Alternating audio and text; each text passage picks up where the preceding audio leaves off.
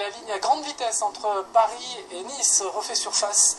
Le comité de pilotage s'est réuni lundi à la préfecture de région à Marseille. Une LGV qui désormais s'appelle Nouvelle Ligne PACA. Une ligne qui n'aurait plus rien à voir avec l'ancien modèle qui n'est désormais plus une priorité. Les anti-LGV qui se sont beaucoup mobilisés, vous le voyez sur ces images, pour dénoncer l'ancien tracé, cher et destructeur en termes d'environnement, ne désarment pas pour autant. Didier Cad, bonjour, vous faites partie de l'anti-collectif anti-TGV Sud Sainte-Baume, c'est un peu long mais j'y suis arrivé. Pourquoi est-ce que vous ne désarmez pas? Pourtant Jean-Marc Ayrault a dit la LGV, ce n'est plus une priorité. Oui, bonjour. Je fais aussi partie de la coordination régionale contre le projet. Donc c'est important de le dire puisque l'opposition n'est pas que dans le Var, elle est dans la région entière. Et pourquoi nous sommes toujours mobilisés? C'est que le projet ne continue pas que dans les mots. C'est-à-dire que dans les actes, c'est toujours le projet LGV PACA qui continue.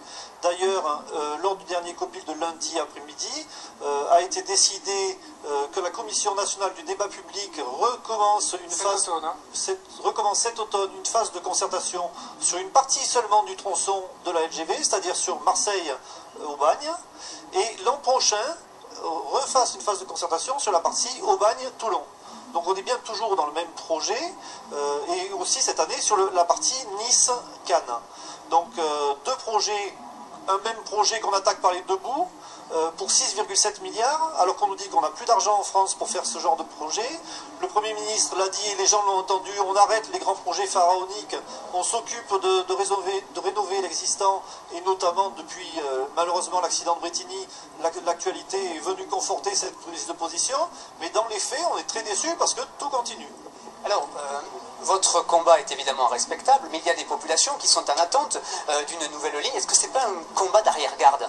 Alors, nous ne pensons pas au contraire que c'est un combat d'arrière-garde. On pense qu'au contraire, le vouloir continuer à faire ces projets de ligne à grande vitesse, c'est ça le problème de l'arrière-garde, c'est qu'on est sur un projet vieillissant. C'est-à-dire que c'est un mode de développement où il faut aller toujours plus vite d'une ville à une autre, au mépris des populations que l'on traverse, des territoires que l'on traverse, des zones naturelles, et on dévaste des milliers d'hectares sur ce passage-là, et les gens en ont assez, et maintenant ont les moyens, par le biais de l'Internet, de communiquer pour dire qu'ils ne sont pas d'accord. Donc, on vous l'avait montré, donc, quand il y a eu les manifestations, on a eu beaucoup de gens qui nous ont rejoints, on était venus à Toulon, ça avait fait la panique un petit peu, ouais. Malgré tout, les gens klaxonnaient et nous soutenaient dans notre combat, donc les gens vont peut-être nous rejoindre tous, et on l'espère au moins adhérer aux associations qui se battent contre ce projet, pour nous donner du poids. Nous on fait ce qu'on peut, mais si on a du poids derrière par le monde qui va adhérer... Il y aura d'autres actions menées dans les prochaines semaines de ce type? On est toujours en train de réfléchir à des actions. Le problème c'est qu'actuellement les gens ont entendu, les grands projets pharaoniques sont arrêtés.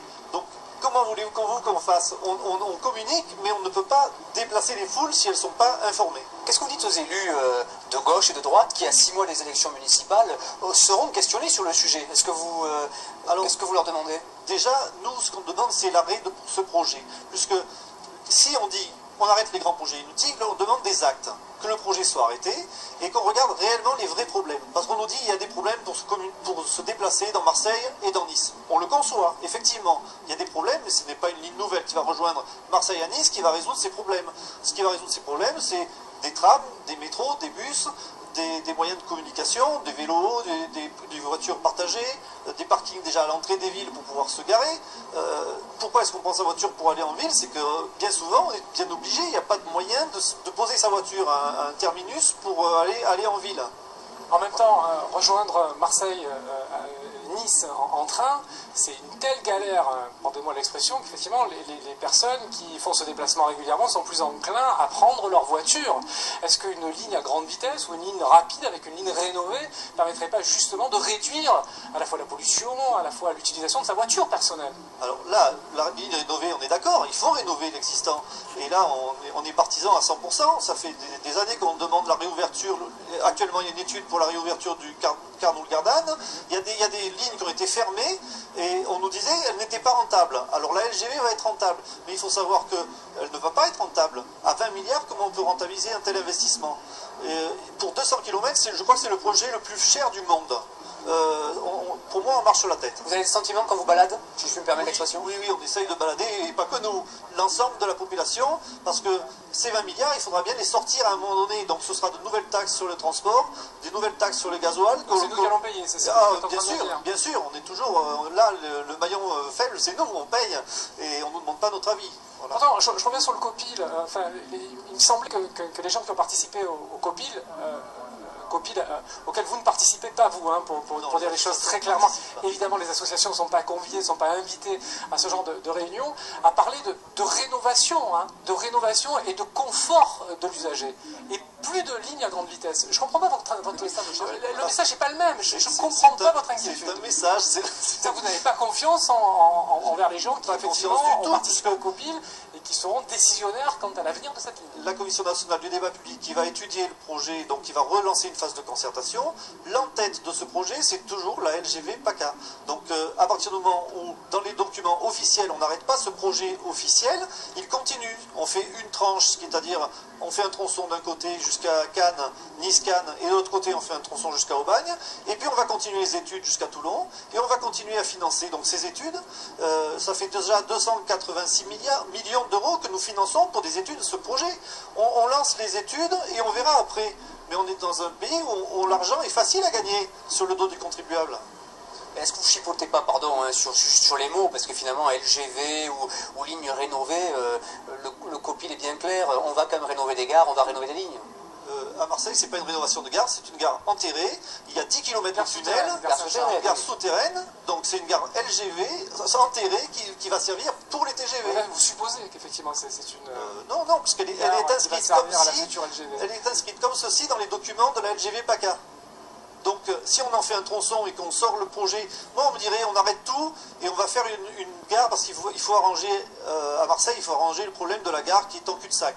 Je dirais d'accord, mais arrêtons le projet LGV PACA, ne continuons pas, parce qu'on est dans une phase quand même qui est très légaliste, c'est-à-dire qu'il y a eu une enquête publique, il y a eu un débat public, il y a eu une concertation, et la prochaine phase c'est l'enquête publique.